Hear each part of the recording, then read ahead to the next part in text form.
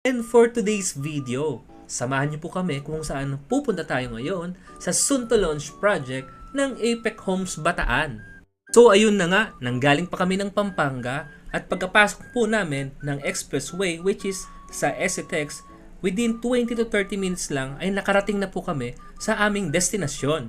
Oops, saglit lang, Jollibee, Beke naman. At syempre, pagkalabas po namin ng expressway, nagkita-kita muna ang mga grupo sa Jollibee. At pagkatapos makakain ng lahat, ay nag-decide na kaming umalis and within 5 minutes only, nakarating na kami sa area ng Apex Homes Hermosa, Bataan. At dahil mag-o-open na naman ng bagong project ang Apex Homes, ay siguradong magpapaulan na naman ng maraming discount.